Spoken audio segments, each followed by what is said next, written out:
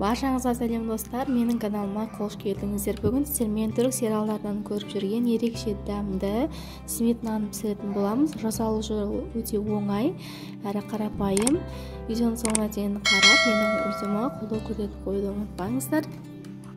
Керекті өнімдердің барлығын мен описанияға да жазып қоятын боламын, сол жерден қарасаңыздар да болады. Ең алдымен бір ыдысымызға жылы суымызды, тұзымызды, дрожжымызды салып, сұйық майымызды құйып, жақсылап араластырып аламыз.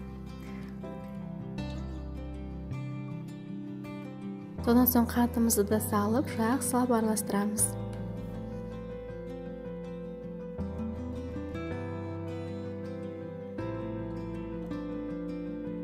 Дайын болған сұйық массамызға ұнымызды салып, жақсылап қамыр илейміз. Қамырды барынша иін қандырып, жақсылап илеп аламыз.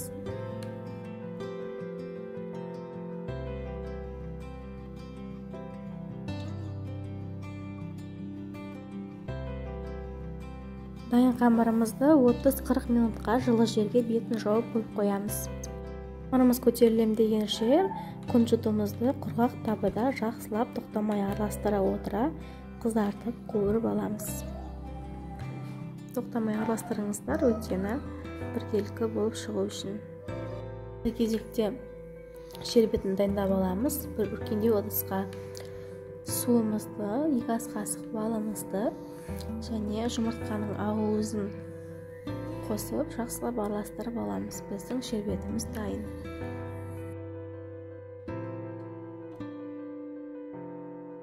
Отыз-40 минут тұрған қамырымыз өте керемет болып көтеріледі. Қамырымызды 6 бөлікке бөліп, домалақ формаға келтіріп аламыз.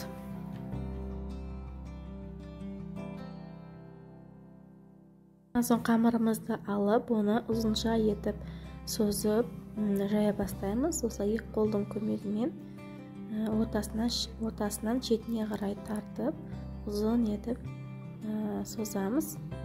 Барлық жерін біркелкі етіп созуға тырысыңыздар. Сол кезде сметтеріңіз өте әдемі болып шығады.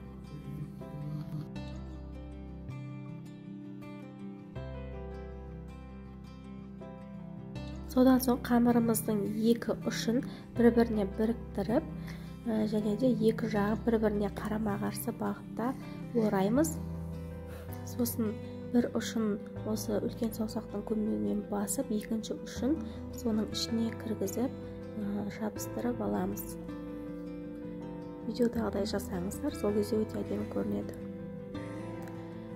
Содан соң ең алдымен шербетімізге, сосын күнжітімізге батырып, формамызға салып қоя береміз.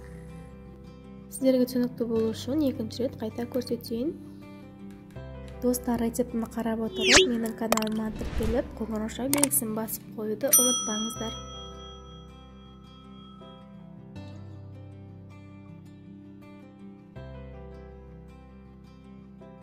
Менің каналымда өте дәмді пирогтардың, торттардың және өте дәмді салаттардың рецептілері бар. Кіріп, қарап көрсеңіздер болады.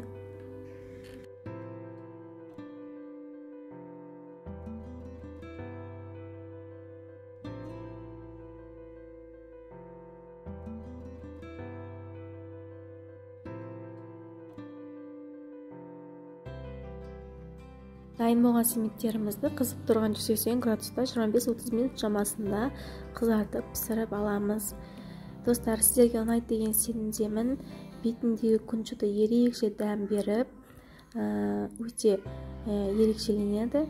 Міндетті түрде жасап қараңыздар. Назарларыңызға рахмет. Сізбен болған Анаргүл. Менің каналыма тіркеліп, рецептіге қолдау көрсетіп қойды. Ұмытпаңыздар.